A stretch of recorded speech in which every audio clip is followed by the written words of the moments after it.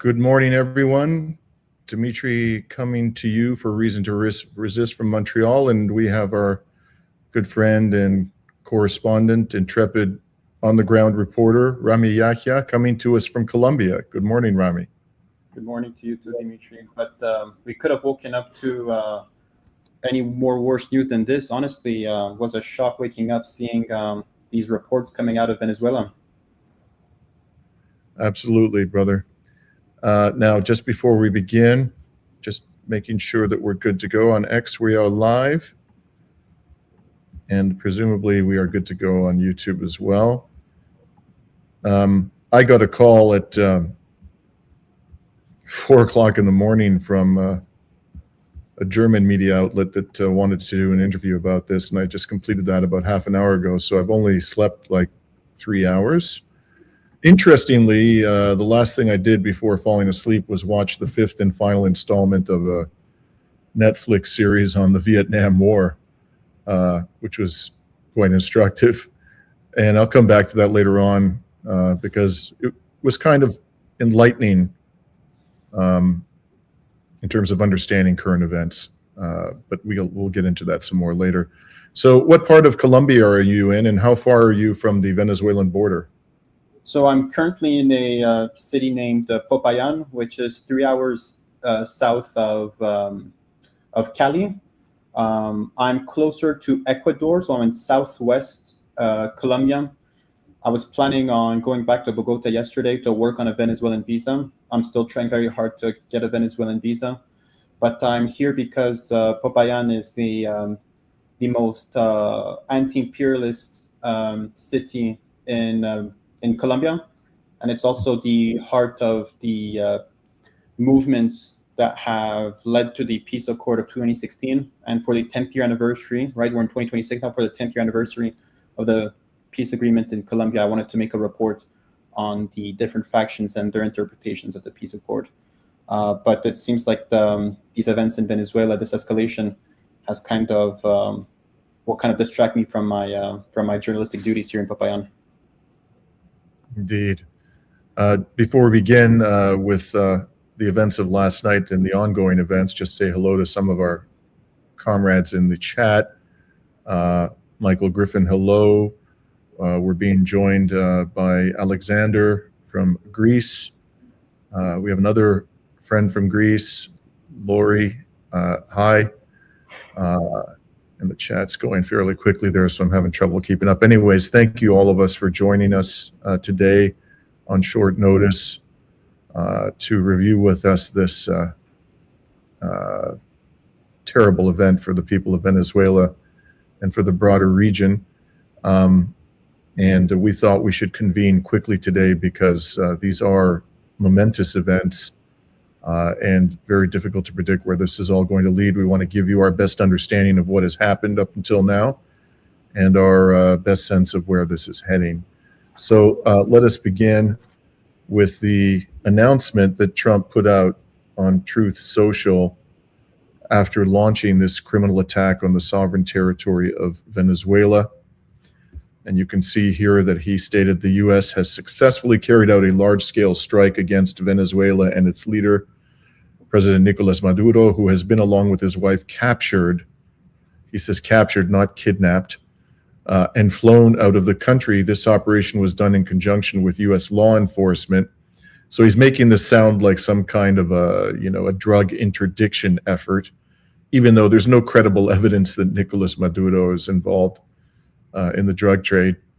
And then he says there will be a news conference at 11. So around the time we finish this live stream, the Donald will be flapping his gums before the international media.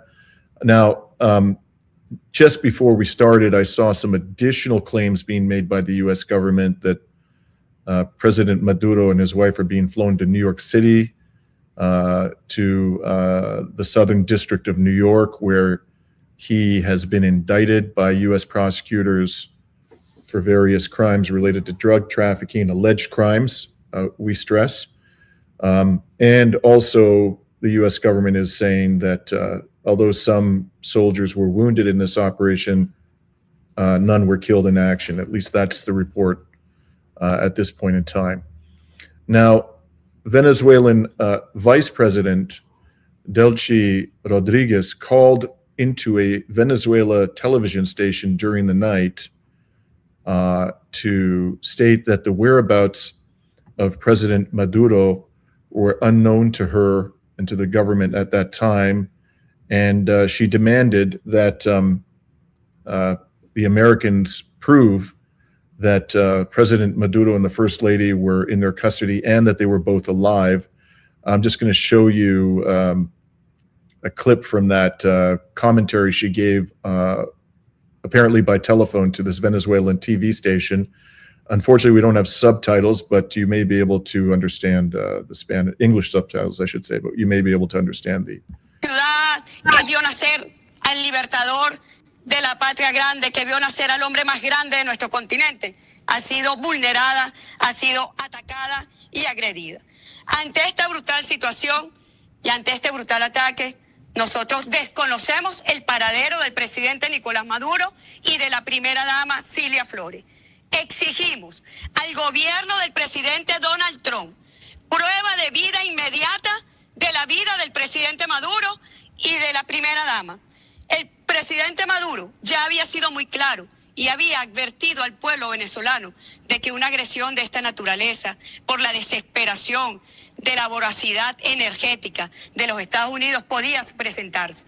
Y lo primero que le dijo el presidente Maduro al pueblo de Venezuela fue: pueblo a la calle, activado en milicia, activado todos los planes. Ha dado órdenes muy claras a la Fuerza Armada Nacional Bolivariana para que en perfecta fusión.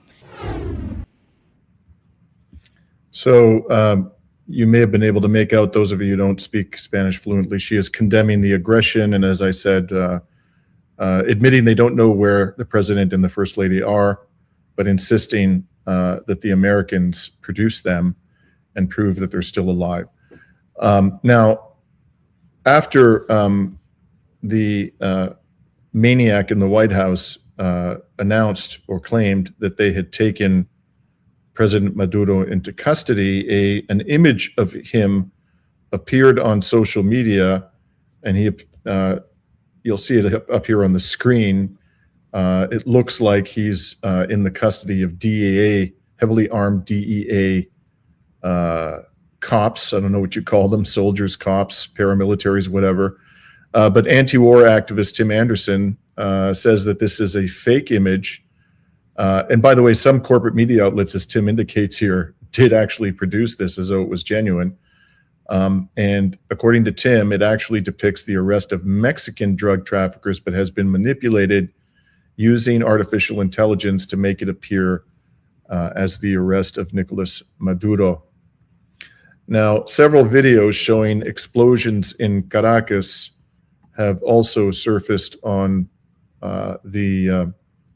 on social media. We're going to show you the one that I think is most consequential.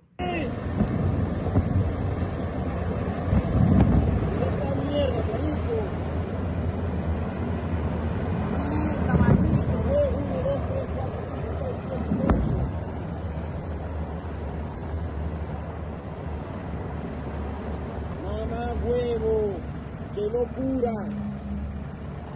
Mosca ahí. Mira esa mierda, explotaron allá toda esa mierda, porque tú no estás explotando.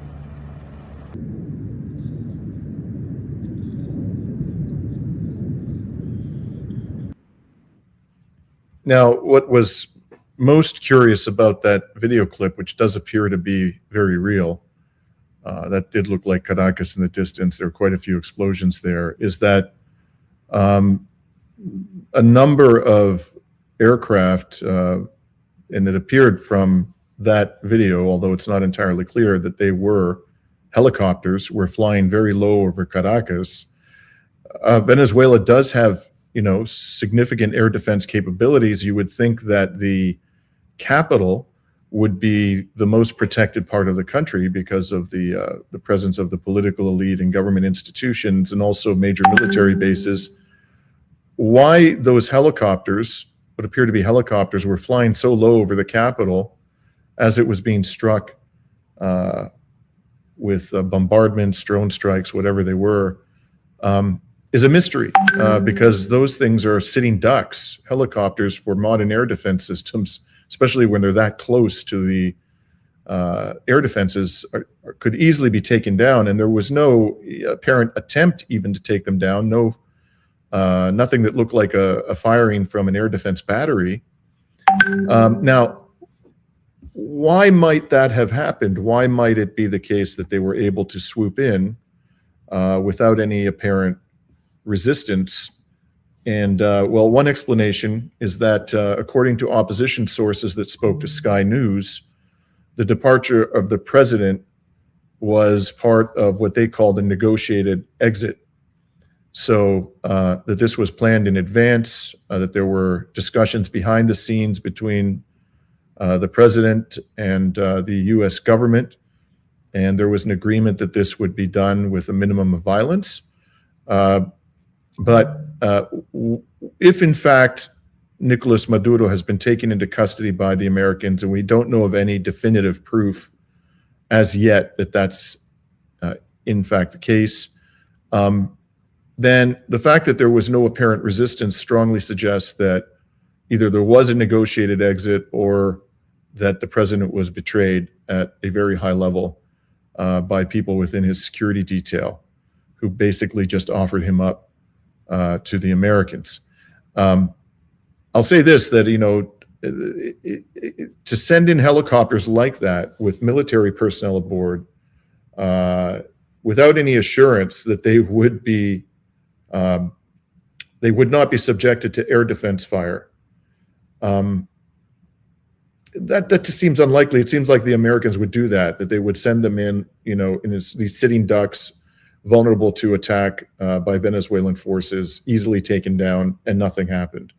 So anyways, lots of questions remain to be answered, and perhaps there'll be some sudden revelation that in fact Nicolas Maduro has not been spirited out of the country and he's still there, although at this stage it seems like the Trump administration does have him. I'm in no position to verify that, but it's a little bit difficult to believe that they would be insisting they have him and that he's on his way to New York City to be arraigned for trial on drug trafficking charges. In any case, this raises the question of who is in power now, because at least we do know that his whereabouts, or we were being told by, you know, the vice president, his whereabouts are unknown. The fact that Delcy Rodriguez is speaking to the Venezuelan media, you know, suggests that she's certainly alive, or at least she was at the time that she made that call. She appeared to be, although somewhat animated, in control. And there's no indication as of yet, whatever may have happened to President Maduro and his spouse, there's no indication as of yet that the government has been overthrown. In fact, the defense minister whose house was attacked, apparently, we can't confirm that, but the reports are that his home was attacked, which would be consistent with the savage behavior of the American government.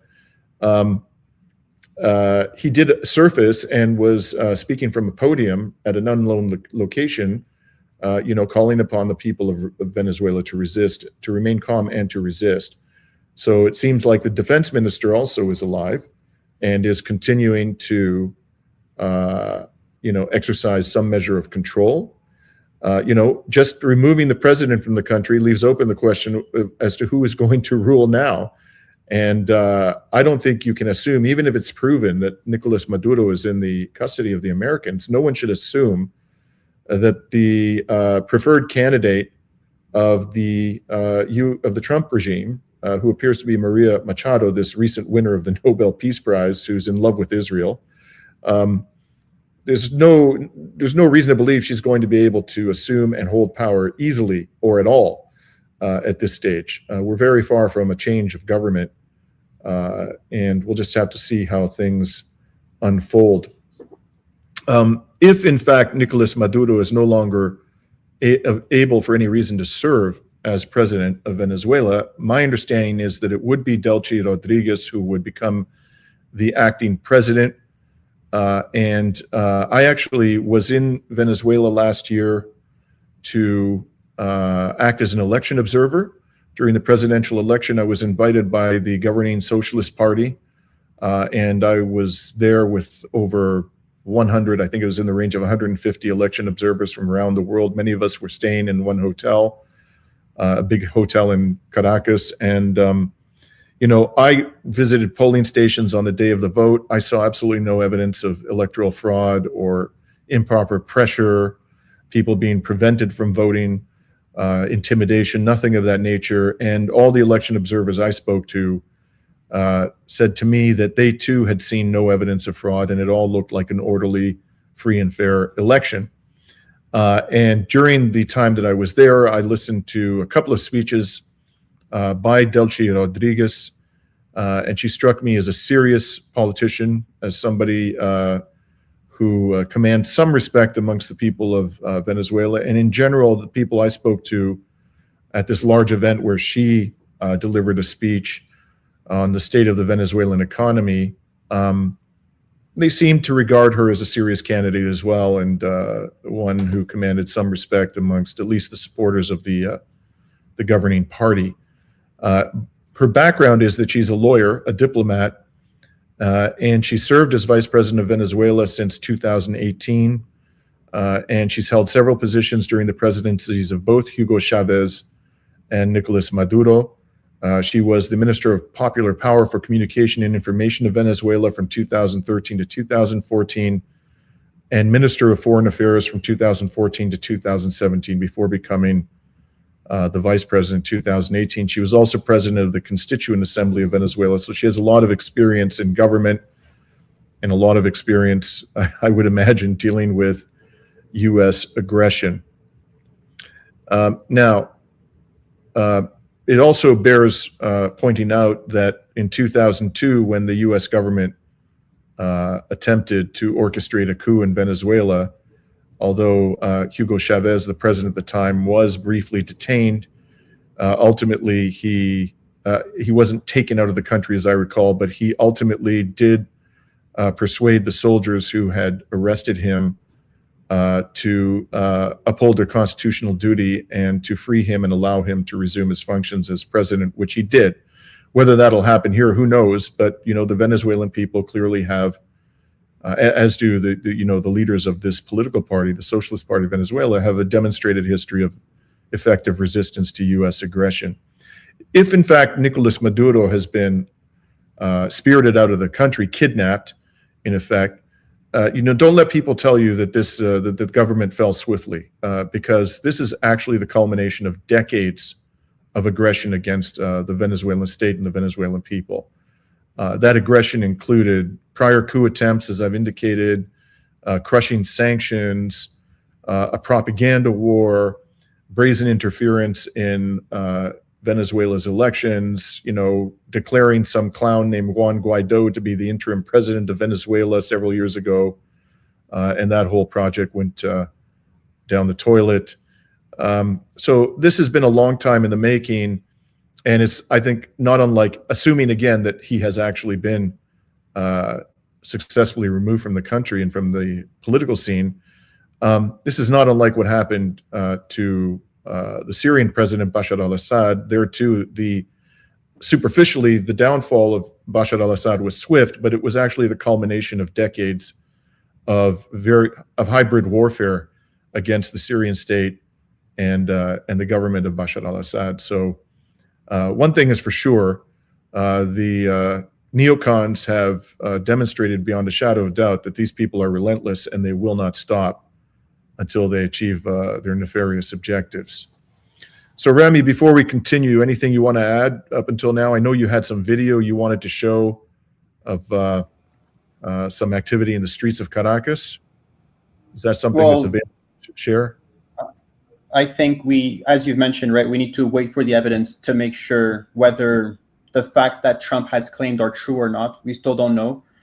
The other truth also is that the Bolivarian Revolution is, any war with America is asymmetrical, meaning that it doesn't rely on one person being captured. This Bolivarian Revolution has been built and shaped through the decades to follow the teachings of Chavez, and the interior minister came out in the early morning calling for calm, but also for defiance, to go to the streets and to protest in support and in defense of the Bolivarian revolution. And as Abu Ubaidah has always said, is that leaders are replaced with other leaders, with stronger leaders, in the eventual case that the Americans did in fact take Maduro, which we still don't know as a fact, and the Americans haven't produced any evidence as just for yet.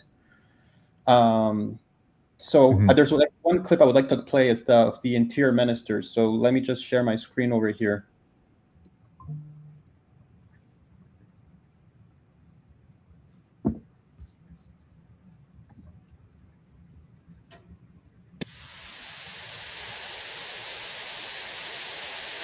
It's not appearing on the screen. Oh, sorry. There you go. There you go. Yeah, you put there? Good. Yeah, it's up there. Nothing to do with the Bolivarian Revolution. It is an attack against Venezuela, against the Bolivarian Republic of Venezuela.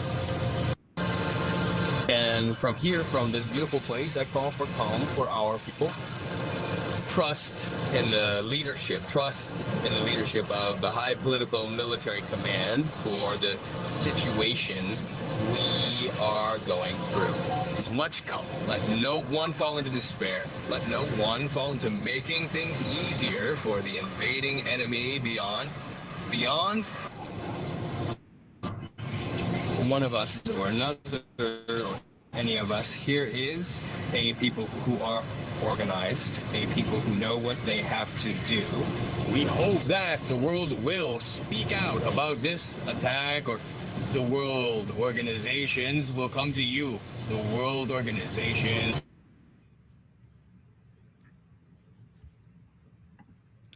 I think that to give people a flavor, that obviously wasn't his real voice. That was some kind of machine translation. So you see now that there's the Vice President, Delcy Rodriguez, who still alive, still in the country, still apparently exercising her functions.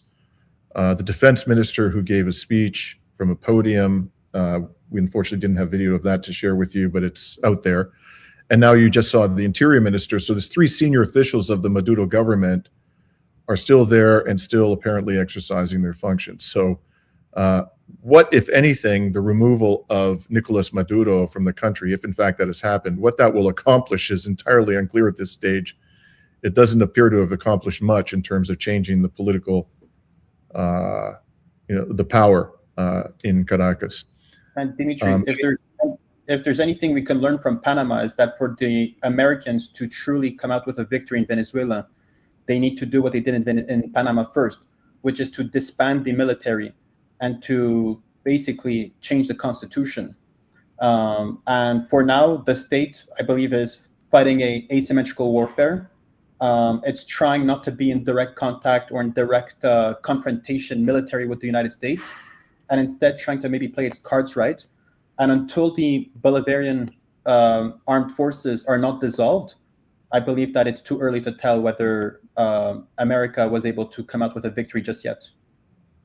Right. And they also have popular militias in Venezuela. So even if the armed forces themselves stood down, that does not mean there will not be armed resistance. I just got off the phone right now with a friend who's Venezuelan, lives in Amsterdam, and routinely goes to Venezuela to be part of the popular resistance. They're trained. So even if the military is disbanded, the people of Venezuela, like the Palestinian people, are defiant and are trained and skilled and know how to use weapons to defend themselves. So I do not believe in the easy way out for Venezuela. And I believe that the Venezuelan government is aware of that the Americans will not be able to come up with a victory just as easily as they expect. Yeah, so before we move on, we want to review with you the international reaction. Before we do that, I'll just say that we have a colleague and friend in Caracas, a Venezuelan journalist by the name of Coro. She actually exchanged messages with me overnight, and I may have already mentioned this, but just in case I didn't, she advised that electricity is out in her part of the town, but she has sporadic access to the internet. So She didn't seem to be in a panic, although I imagine she's quite nervous, as are other people in Caracas. So let's then turn to the international reaction. And I want to begin with an article from the Orinoco Tribune about the Chinese special envoy. This was a meeting. Apparently, this photograph was taken last night, hours before the attack began. And you'll see that China's special envoy reaffirmed unbreakable brotherhood with Venezuela against U.S. naval blockade and piracy. And the article says that on Friday, yesterday, Venezuelan President Nicolas Maduro received Q Zhaoqi, I may be mispronouncing that, the special envoy for Latin American and Caribbean affairs for Chinese President Xi Jinping at Miraflores Palace in Caracas, the presidential palace. And the high-level meeting took place amid the U.S. escalation of aggression against Venezuela following the recent illegal seizure of oil tankers carrying Venezuelan crude oil. Now, interestingly, I looked just before we began the live stream for an official statement from the government of the People's Republic of China, and I could not find one. So although many other governments from the non-Western world have reacted swiftly and harshly, as we're about to show you, it appears that the Chinese government is waiting. Perhaps their priority right now is to extract their special envoy and his entourage from the country, and then they're going to come out and condemn this. I have no doubt they will condemn it, but I've not yet seen an official statement from the Chinese government. That is not true, however, of the Russian government. They did come out with a statement. You can see it here up on the screen. And I'm quoting, "This morning, the U.S. committed an act of armed aggression against Venezuela. This development gives rise to deep concern and warrants condemnation. The pretext used to justify these actions are untenable. Ideologized animosity has prevailed over pragmatic engagement, as well as over any readiness to build relations based on trust and predictability. In the current situation, it is essential above all to prevent further escalation, to focus on finding a solution through dialogue. We proceed from the understanding that all the parties that may have grievances against one another must seek resolutions through dialogue-based mechanisms. Latin America must remain a zone of peace. As it proclaimed itself in 2014, Venezuela must be guaranteed the right to determine its own destiny, free from any destructive, let alone military, external interference. We reaffirm our solidarity with the Venezuelan people and our support for the course pursued by its Bolivarian leadership aimed at safeguarding the country's national interests and sovereignty." That'll give you a flavor of the position of the Russian government.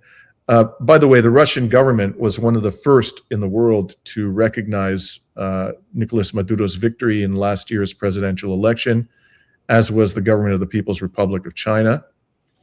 It'll be interesting to see how, if at all, this crime, this grand crime on a historic scale, affects the negotiations between the Russian Federation and the Trump regime about the resolution of the war in Ukraine. I saw a comment on X this morning, by the way, which I thought was entirely fair. Somebody, probably somebody of pro-Russian sentiment, said that Russia had vastly more justification for invading Ukraine than the United States has for invading Venezuela. Whether or not one regards the invasion of Ukraine as being compliant with the United Nations Charter, I have no hesitation in saying that that is a fair sentiment, that Russia had far more reason to intervene militarily in Ukraine than the United States has to attack Venezuela. We can get into that later on if you all like, but I just wanted to mention in passing that I thought that was an interesting comment. Now, in addition to the Russian Federation, and I think probably even more importantly, because these are regional powers, Mexico came out with a blistering denunciation of this, President Claudia Sheinbaum. Now, this is the Spanish version. I've got a machine translation here for you, which I'm going to read. The government of Mexico strongly condemns and rejects the military actions carried out unilaterally in recent hours by the armed forces of the U.S. against targets in the territory of the Bolivarian Republic of Venezuela, in clear violation of Article 2 of the Charter of the United Nations, Based on its foreign policy principles and its pacifist vocation, Mexico urgently calls for respect for international law and the principles and purposes of the Charter, and for the cessation of any act of aggression against the Venezuelan government and people. Latin America and the Caribbean is a zone of peace built on the basis of mutual respect, the peaceful settlement of disputes, and the prohibition of the use and threat of force. And therefore, any military action seriously jeopardizes regional stability. Mexico emphatically reiterates that dialogue and negotiation are the only legitimate and effective means of resolving existing differences, and therefore reaffirms its willingness to support any effort to facilitate dialogue. It also urges the UN to act immediately to help de-escalate tensions, and so forth. Now, Colombia as well put out a statement condemning this, Gustavo Petro, and also there are reports that Colombia is going to, it currently occupies a seat on the UN Security Council, and in its capacity as a UN Security Council member, is going to ask for an emergency session of the UN Security Council to address this criminal act of aggression. Now, interestingly, Brazil's leader, Lula da Silva, has also issued an unequivocal condemnation of the attack. And let me pull that up on the screen for you. This is part of what Lula had to say. The bombings on Venezuelan territory and the capture of its president across an unacceptable line. These acts represent a most serious affront to Venezuela's sovereignty, yet another extremely dangerous precedent for the entire international community. What I find most interesting about this is that when the election was held in Venezuela last year, Lula studiously avoided recognizing President Maduro as the winner of the election. He didn't deny that he was a legitimate winner, but he wasn't in any rush to embrace the result either. But when it comes to, an attack on the territory, the sovereign territory of a neighboring state, apparently, and with good reason, the Brazilian leader is not hesitating to condemn the aggression of the United States. So quite apart from these regional powers, Mexico, Colombia, and Brazil, other non-Western states have also chimed in unequivocal opposition. Here's the statement from Iran. Iran's foreign minister on Saturday strongly condemned the U.S. military attack, calling it a flagrant violation of the country's sovereignty. It described the attack as an act of aggression and a clear breach of the fundamental principles of the UN Charter. And the statement goes on, says the U.S. launched a large-scale strike on Venezuela, during which Venezuelan President Nicolas Maduro and his wife were, quote, captured and flown out of Venezuela, close quote, according to a post by Trump. Iran reaffirmed Venezuela's right to defend its national sovereignty, territorial integrity, and right to self-determination, and urged the international community to fulfill its legal and moral responsibility by immediately halting what it described as a U.S. invasion of the country. And here is another example from the non-Western world, or at least from outside of the NATO alliance. Belarus put out a statement reaffirming its unwavering support for the legitimate government of Venezuela, and it joined the call for an urgent convening of the UN Security Council, which bears primary responsibility for maintaining global peace. Belarus emphasizes the right of the Venezuelan people to determine their own future, that right is inviolable. No form of external interference, particularly through force, can be justified.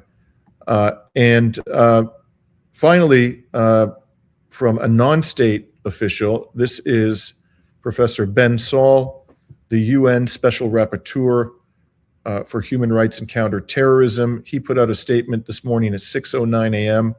I condemn the U.S.'s illegal aggression against Venezuela and the illegal abduction of its leader and his wife. Every Venezuelan life lost is a violation of the right to life. President Trump should be impeached and investigated for the alleged killings. Hear, hear. Couldn't agree more. This, of course, brings us to the Western reaction to this flagrant crime of aggression. And I'm going to first take you to a statement by the EU Foreign Policy Chief, Kaja Kallas. And here's what the mealy-mouthed former Prime Minister of Estonia had to say. I've spoken with Secretary of State Marco Rubio and our ambassador in Caracas. The EU is closely monitoring the situation in Venezuela. The EU has repeatedly stated that Mr. Maduro lacks legitimacy and has defended a peaceful transition. Under all circumstances, the principles of international law and the UN Charter must be respected. We call for restraint. The safety of EU citizens in the country is our top priority. So there's no condemnation here. There's no call for accountability for the Trump regime. And in fact, by making the claim without any evidence that the President Maduro lacks legitimacy, implicitly what Callas is doing is lending an air of legitimacy to this criminal act under international law. Really, it's a crime against humanity, what the United States has done. And so another thing that I think is just quite nauseating about this type of statement is that Western governments always call for restraint after one of them has committed an act of aggression. It's not before their side engages in naked aggression that they call for restraint. It's afterwards when somebody is contemplating a form of retaliation against the attack. So all of this is just par for the course, and really it amounts, from my perspective, Rami, into a sycophantic statement. And it wasn't just, the EU foreign policy representative. This sycophantic sentiment was repeated at the national level, and I'll just show you one example of that. Pedro Sanchez, who by EU standards has actually been pretty good on the question of Israel's genocide in Gaza. In this instance, he's completely, he's acting in an entirely servile manner. The government of Spain is conducting a thorough monitoring of the events in Venezuela. Our embassy and consulates are operational. We call for de-escalation and responsibility. International law and the principles of the UN Charter must be respected. No condemnation, no call for a UN Security Council meeting to address this crime. No indication that the U.S. is the aggressor and that it lacked any lawful justification for doing what it has done or claims to have done. And just a final note on the question of international response. I did check the social media accounts of the Canadian Prime Minister, Mark Carney, aka Prime Minister Goldman Sachs, and the Foreign Minister of Canada, Anita Anand, just before we began this live stream. And as of that moment, neither of them had issued any kind of a statement. But I strongly suspect that it is going to stink about as much as the EU statement, and possibly be even worse from the perspective of sycophancy. Rami, that's what I wanted to share with our audience in terms of what we know. Go ahead. There's some news that just came in on my feed over here from Nahum Fernandez, a leader in the governing party, who is I think the first Venezuelan member of the establishment, who has been claiming that Maduro was captured from his home. The United States directly targeted his home. They bombed it, and then kidnapped him essentially from his home. So this is the first statement that I was able to gather from people within the government who are confirming that Maduro taken. Yeah. So that well, I'm not at all surprised that they bombed his house. Again, it seems like the Israeli pattern of war is becoming the prevailing pattern of war for Western governments as well, which is to say, rather than launch a full-blown land invasion where you're going to encounter real resistance and suffer real casualties, they just bomb the homes of the leaders of the country. If they can't kill them, they kidnap them and hope that the country will descend into chaos, and then they can easily come in and pick up the scraps of what remains. So, going back to what I said at the beginning, last night after watching, this 5-part series on the war in Vietnam, which I just happened to finish 2 hours before this bombardment began, it reminded me that ever since that war, where the United States did, over a protracted period of time, introduce, I think at its height, there was well over 100,000 U.S. soldiers in Vietnam. and they suffered what are, by American standards in the post-World War II period, very significant casualties. The United States has learned a bitter lesson, one that was, I think, really driven home in Afghanistan, where they were forced to flee from the country. In Ukraine, although they haven't committed large numbers of troops to that war, they have put enormous resources into it, into that brutal and devastating land war.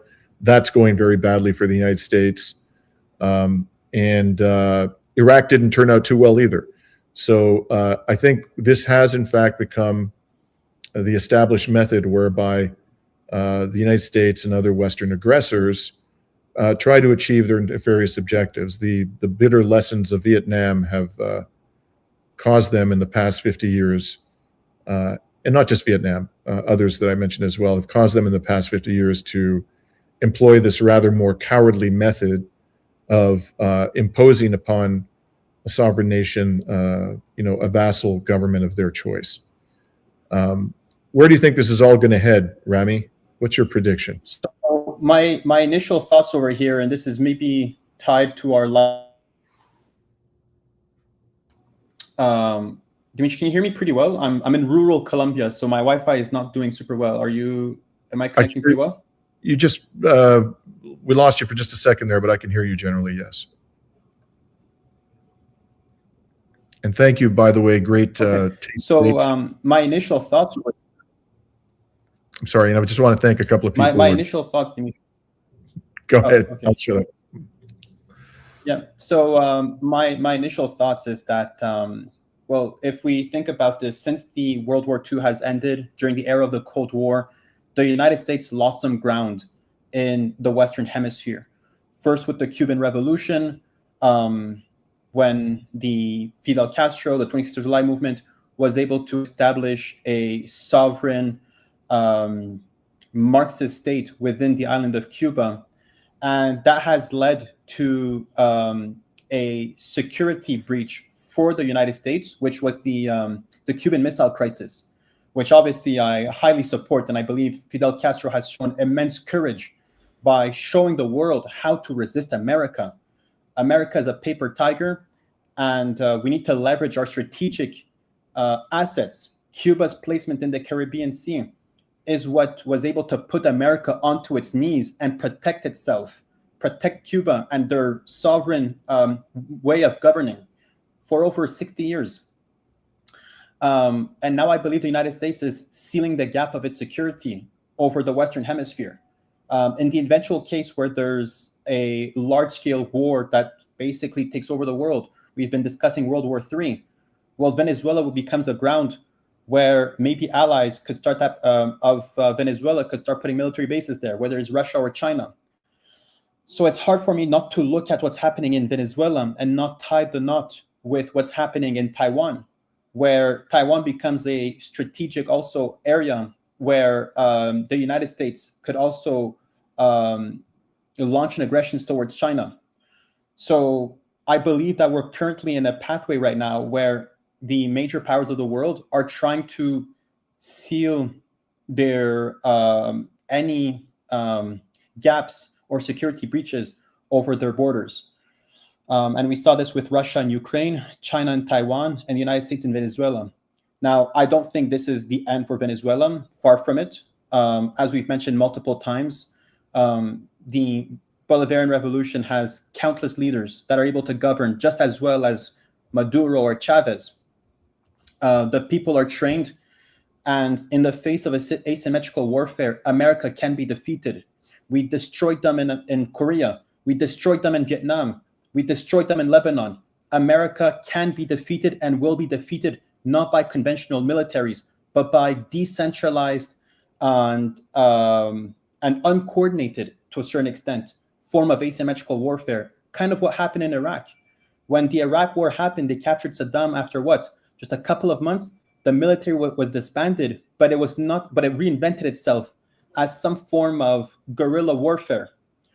And if we look at Iraq today, sure, America has some form of presence there, but politically, America lost, and militarily, America also lost. And in some way, Iraq is more defiant now than it ever has over the last 20 years.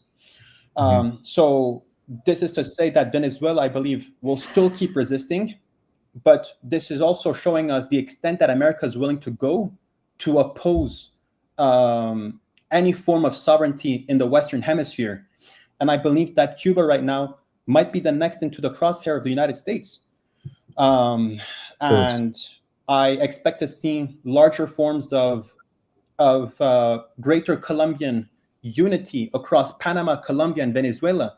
The greatest response to American invasion of northern South America is unity of the people. And I expect this also, I mean, we see the threats when America takes over elections and they install their own forms of democracy, right? The Chileans, right? The Chilean government, the occupiers of Chile, the successors of Pinochet are now praising the invasion of Venezuela. And for our people watching us over here, I just want to reiterate one tiny thing here, is that I grew up in Canada. I've lived there most of my life. I have a lot of Colombian friends. Every single one of them told me no one in Colombia supports Petro. I spent over 2 weeks in Colombia right now. Every single person I spoke to spoke highly of Petro, and those who were critical of him were critical because he was not progressive enough, was not anti-imperialist enough. So whenever I have my own friends here in Canada as well, Venezuelans who've been telling me that Chavez was not democratically elected. Dimitri, you were, Maduro as well was not democratically elected. You were an elections observer in Venezuela. We spoke multiple times of what you've seen in Venezuela, and you saw a democratic process and no sense of interference or of irregularities in the during the electoral vote. And I cannot wait to go to Venezuela to hear from the Venezuelans first and foremost of their vision of what Venezuela should look like. Because if my friends in Canada, right, if this Colombian diaspora in Canada were wrong and they were lying to me about the people's support for Petro, then what are they also wrong about in Venezuela? Yeah. I put up there on the screen, that's a photograph that was taken when we were at a polling station last year in July during the presidential election. You can see that those are just some of the election observers who were there, many of them from Africa. There were people from West Asia, from the Indo-Pacific region. And as I say, their observations were consistent with mine. We saw no evidence of fraud or coercion, and by all appearances, it was a free and fair election. Now, Rami, as you almost certainly have noticed, this attack came hot on the heels of Trump meeting with the war criminal Netanyahu. Netanyahu apparently spent New Year's Eve in Florida after meeting with Trump a couple of days before the end of the year, and was in the country, in the United States, I think right up until yesterday. And for those of us who follow Machado's, the so-called Nobel Peace Prize winner, her public commentary, she went out of her way upon winning the Nobel Peace Prize to say that her government would move the Israeli embassy from Tel Aviv to Jerusalem. So there's no question that Netanyahu would love to see Machado replace a government that has been consistently, resolutely critical of the genocidal entity. And that goes back many years to the time of Hugo Chavez, well before this genocide began. And one has to ask, did Netanyahu, urge Trump to launch this criminal war of aggression? Did he play a role in the timing of it? What are your thoughts, Rami? Dimitri, my internet is very, very bad over here in rural Colombia a bit. So if you could repeat the question quickly, I would be very grateful. It's no problem. So I just said simply that Netanyahu just met with Trump, and Machado, the presumptive replacement for Nicolas Maduro, that's certainly what Washington would like to see, is very pro-Israel. So I was just, throwing out there the question of whether or not Netanyahu might have played a role in persuading Trump to launch this criminal war of aggression. Any thoughts there, Rami? Can you hear me, Rami? Doesn't look like you can hear me. Okay. I guess the last thing I want to talk about, Rami, can you hear me now, Rami? No, it looks like we've lost him, although we can see him. I think, I want to just talk about the big picture before we close it out, and that is clearly the United States is not a spent force. It can, even in the case of a very significant country with massive energy resources, create havoc. It continues to retain the capacity to do that. And, we're told that we live in a multipolar world and that the era of U.S. hegemony has come to an end. There are certainly plenty of reasons to believe that U.S. power is in rapid decline across the globe. But it is, I think, equally clear, especially after the events of the last 24 hours, that the U.S. can and will continue to brutally impose its will. The ruling elite in the United States will continue to brutally oppose its will unless and until it is stopped. And it seems to me increasingly that the only way U.S. aggression and Western aggression will be stopped is for non-Western countries to exhibit a much higher degree of unity. I think how countries like Russia, rhetorically, they obviously are opposed. Russia, China, Iran, the significant powers in the Latin American region, rhetorically, they clearly are opposed to what has been done. But the question is, what actions are they going to take to back up their rhetoric of condemnation? And if they don't take any meaningful action, I think you can take it to the bank that this kind of naked, brutal imperialism is going to continue and probably will worsen over time. So I hope that there is a coordinated, meaningful, and concrete response, actual imposition of penalties upon the United States government, even if only of an economic form, for what it has done here. Without any penalties, the rhetoric will not carry, at the end of the day, the slightest bit of weight with those war criminals in Washington. So, Rami, I don't know if you're still with us, but before we sign off, it looks like we have lost him. Let me see if I can take a few questions from people in the chat. I don't see any as of yet. In any case, unless and until I see one, I'll be. Oh, here we go. Rami is in there somehow. Can you hear me, Rami? Dimitri, I could hear you, but my Wi-Fi honestly is. I need to figure this out. I'm not in the most accessible place. But just one comment here is, so there's a report now that Maduro is in a U.S. worship on his way to New York. In the eventual case that he faces trial in the United States, as a lawyer, Dimitri, can you comment about what kind you use the word kabuki theater quite often, but what kind of kangaroo court do you think we can expect from the United States in the case of Maduro? Well, typically the United States has, look, we're led to believe the U.S. has a real functioning justice system. I don't believe that that's true. I think having practiced law in the United States, having started my career in New York City many years ago, I've come to the conclusion a long time ago that there are basically two justice systems in the United States. There's one for ordinary citizens, which is largely rigged against them. And then there's one for people who are powerful and wealthy, which is largely rigged in their favor.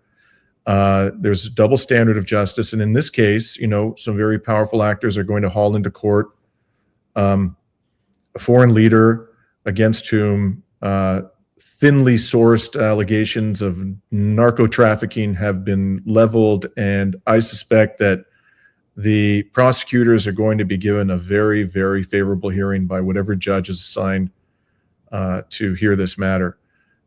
So ultimately, I think it's going to be up to a jury. So we'll see. But if they do, in fact, try Nicolas Maduro, I would expect that the judge, whoever it may be, is going to bend over backwards to accommodate the prosecution and help to ensure some kind of a conviction.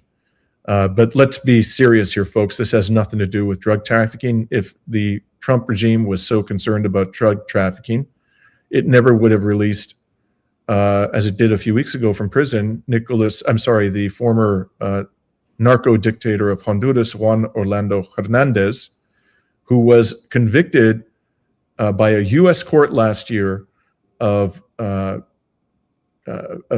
smuggling into the United States, or orchestrating the smuggling into the United States of huge quantities of cocaine. He had just begun to serve his prison sentence when he was released from prison by Donald Trump. And there are other examples of this. So, for example, we covered this on a recent live stream. The president of Nigeria, who is closely aligned with Washington, last year, the U.S. government, it was Biden at that time, not Trump, was suppressing evidence that the Nigerian autocrat had been involved in drug trafficking. They were protecting him from any revelations in that regard.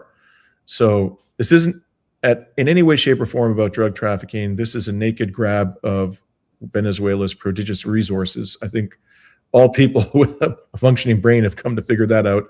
Just about the only people, it seems, out there nowadays who take seriously the Trump regime's pretext for attacking Venezuela are the corporate media hacks.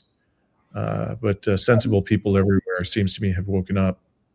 Dimitri, there's a couple of questions that I was able to pin, but just before we get to this, I published a report just a week ago about the U.S. invasion of Panama, and I believe it's probably more relevant now than ever, over the last 2 weeks, of course, to watch this report and to maybe see what we can learn from Panama to see what might happen to Venezuela.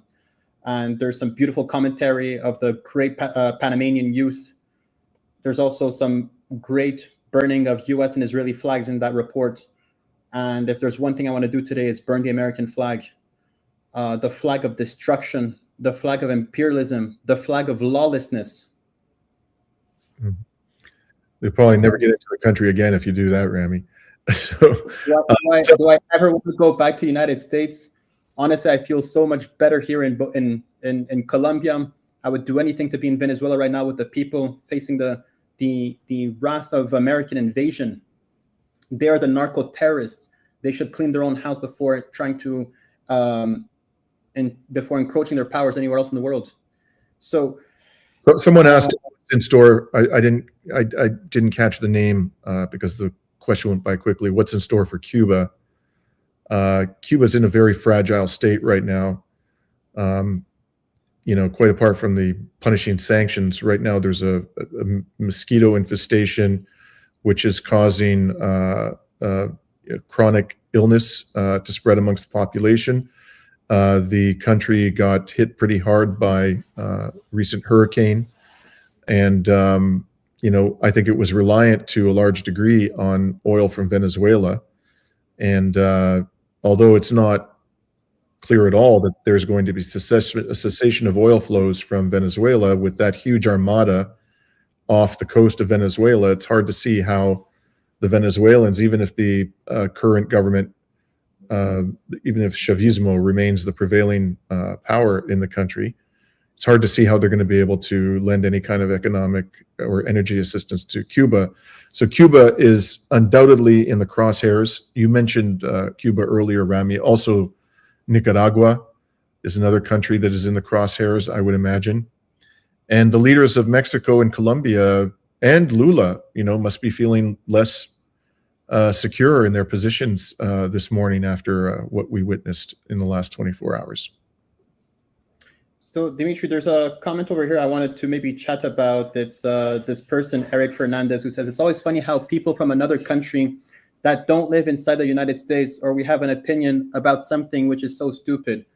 Well, I'll tell you one thing. The United States came to Lebanon, established a military base there, invaded Lebanon without our will, created a fictitious state in Palestine named Israel that we're still working into eradicating it from our lands. They've invaded Vietnam, invaded Korea. The problem is not that we have an opinion about the United States. The problem is, why is the United States more interested in invading our countries rather than fixing their own problems back home? We woke up this morning to United States invading Venezuela, not Venezuela invading the United States.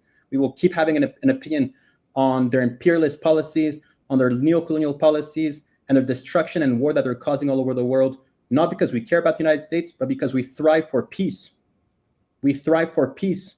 The United States is a corporation of assassination and murder. Yeah.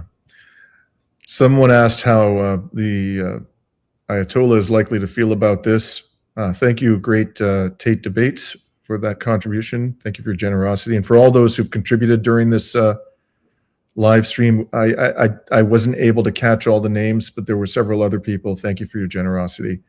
With respect to the attitude of the supreme leader of Iran to this, I'm sure that that's reflected in the statement from the Iranian government, which we read out earlier, one of unequivocal condemnation. And, I think they probably have every justification for feeling in Iran, as they probably do, that they're next. If the United States gets away with this, it's just a matter of weeks, perhaps even days, before they resume the criminal war of aggression on Iran. So let's hope, again, I can't stress enough that this is a time for unity amongst the countries of the non-Western world. And what is needed here is more than rhetoric. There has to be concrete action at a bare minimum of an economic nature. The United States has to be made to pay a price for this criminality, or else it'll just get worse. And it sure as hell ain't going to stop. So with that, unless you see any other questions there, thank you, Silvia Pina, for your contribution. Much appreciated. And by the way, I may as well make this pitch now. Rami has big aspirations, as do we, for his on-the-ground reporting in the year ahead. Quite apart from him trying to get into Venezuela to tell you on the ground what's happening there. There are many other parts of the world, conflict zones that we want to report from in the coming year. And you can help us to do that by contributing to Reason to Resist. And you can do that here. You can do that on Patreon. And in the description to the video, you will find all that information if you're in a position to contribute. And if you can't contribute, we nonetheless greatly appreciate your participation in our live streams and your viewership. And please like and share the video if you found it to be informative. And if you're not a subscriber, we warmly encourage you to become one and help us expand the reach of our unapologetic resistance journalism. Any final words, Rami? Dimitri, one last question. Can sanctions be imposed on the United States? I mean, the answer is quite straightforward, but I would love to hear from you. Absolutely, they can be imposed. Under the UN Charter, sanctions are supposed to be imposed only if approved by the UN Security Council. But the United Nations and all Western governments have completely flouted that aspect of the UN Charter, amongst other aspects of the UN Charter. And, given the failure of the UN Security Council to act in situations such as these, I think that governments would be entirely justified in acting outside of the auspices of the UN Security Council and imposing some form of sanctions. At a bare minimum, hit the U.S. officials who did this with sanctions. If you don't want to sanction the U.S. government as a whole or impose sanctions on, U.S. businesses, at least sanction the leaders. Place travel bans on them, place financial restrictions on them, but as long as they remain completely immune from any form of accountability, then more criminality of this nature is inevitable. So thank you very much, everybody, for joining us today, and we'll monitor this this terrible turn of events very carefully. Do our best to keep you up to speed as to what is going on, and and both Rami and I are going to be trying to get into Venezuela in the next few weeks to show you on the ground what's happening there. Until then, Ojalá. peace out.